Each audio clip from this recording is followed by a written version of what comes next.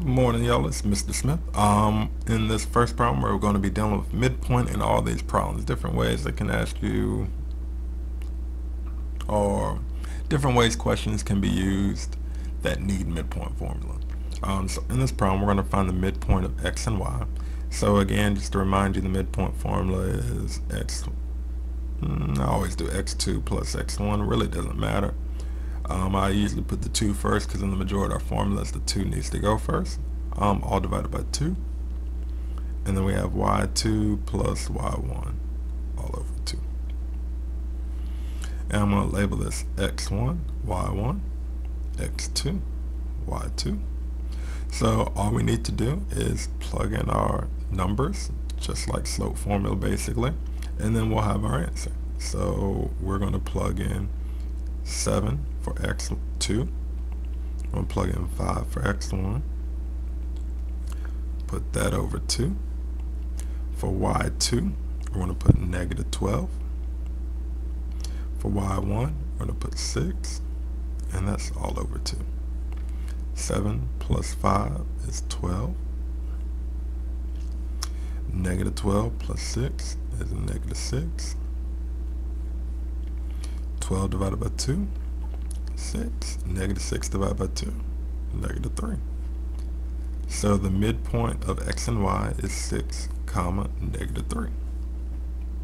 So as long as you remember the formula, it's really not that bad to do. When we look at number 2, it says R is the midpoint of PS and Q is the midpoint of RS. And it says P is located at 5, 7. So on this problem, just to kind of help you get an idea what's going on, it's good to use your graph paper that they give you on the EOC or on a test. Ask for graph paper. It will definitely help you.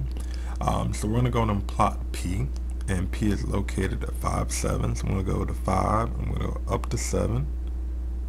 I'm going to call that P. And then it says S is located at 9, negative 9. So I went over to 9 down to negative 9, and that is S. And we need to find the coordinates of Q. So let's go through it. It says R is the midpoint of PS. So we're going to find the midpoint of PS first. So remember the formula is x2 plus x1 divided by 2, y2 plus y1 divided by 2. So again, R is the midpoint of P and S. We're going to use P and S. So we're going to have 5, 7 and 9, negative 9. And let's call this x1, y1, excuse me, and then x2, y2. So we're going to have 9 plus 5 divided by 2, and then we'll have negative 9 plus 7 divided by 2. So 9 plus 5 is 14. Negative 9 plus 7 is going to give us negative 2. So we get 7, comma, negative 1. And this will be our R, because R is the midpoint of PS, and this is PS. So we're going to go to 7 and negative 1, and we're going to call that R. And if you look at it, it's right there in the middle, so you know you're kind of on the right track. Now if I had a point that was all the way over here, I know something's wrong. That's why how graphing this can help. So now we want to find out what Q is, and it tells us Q is the midpoint of R and S. So we're going to take R and S. So just a reminder, remember S is 9, negative 9. So I'm going to put 9, negative 9. And that was S. And Q is the midpoint of R and S. So let's call this X1, Y1, X2, Y2. Remember the formula, X2 plus X1 all over 2, comma, Y2 plus Y1 all over 2. So we have 9 plus 7 divided by 2. And we have y2 plus y1. So we have negative 9 plus negative 1, all divided by 2. So let's slide this up just a tad. So 9 plus 7 will give us 16. And negative 9 plus negative 1 will give us negative 10. 16 divided by 2 will give us 8. Negative 10 divided by 2 will give us negative 5. And that should be our Q. So this will be our answer, 8 comma negative 5. And I'm just going to plot it just to make sure it looks alright. So we have 8. So I go over to 8. I'm going to go down to negative 5. And that is our Q. And when we look at it, Q is right there in the middle of R and S. So let's do one more. This one is just a tad bit different. It's just another way they can use your concept of midpoint to help you solve these problems. So in this problem, it probably looks a little familiar. The only difference is that they actually give us a midpoint. So typically this is just write the equation of a line, right? So whenever we're writing the equation to the line, remember I always say we need to find the M and we need to find the B. Because remember, equation to the line is always y is equal to mx plus b. If we find this and this, we got our answer. So first thing we want to find the M. And they talk about something being perpendicular, right? So what is the equation line that is perpendicular?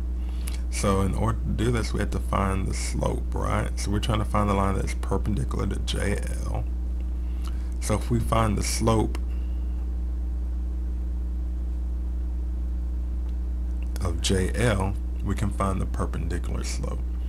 So we have the 2 points for JL. So remember, slope M is equal to y2 minus y1 all over x2 minus x1. I'm going to label this x1, y1, x2, y2. So we have 6 minus 2 all over 4 minus 0. So 6 minus 2 is 4. 4 minus 0 is 4. So we know the slope of JL is 1. So if I want to find the perpendicular slope, which is opposite reciprocal, which means I need to do two things. We need to, first, this is positive, so we know our answer is going to be negative. And the reciprocal means we need to flip our fraction. So this is 1 over 1. So if we flip it, we get 1 over 1, and 1 divided by 1 is just 1. So we already know our answer is going to be y is equal to negative x, and then all we have to do is find our b.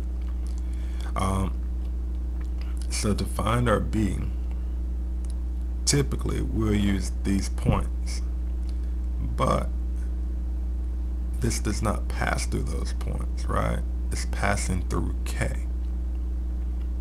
So since it's passing through K, that is the x value we need to use, the x and y value we need to use. So in order to find K, I need to find the midpoint of JL. So the midpoint formula is going to be x2 plus x1 over 2, and then y2 plus y1 over 2. So I'm going to use the same x and y values. So we have 4 plus 0,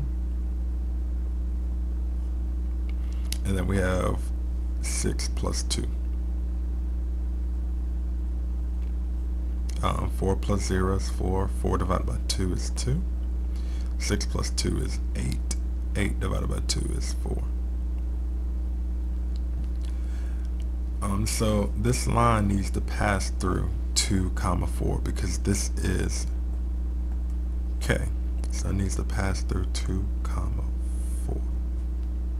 So for y is equal to mx plus b, we're going to plug in 4 for y. We're going to plug in -1 for my m. We're going to plug in 2 for x. And then we have our plus b. So -1 times 2 is -2. We'll add 2 on both sides, and we get 6. So our b term is 6. So the equation of a line that is perpendicular to JL and passes through 2 comma 4 is y is equal to -x plus 6. I hope this video helped. If you have any questions, feel free to watch it all over again. Mr. Smith signing out.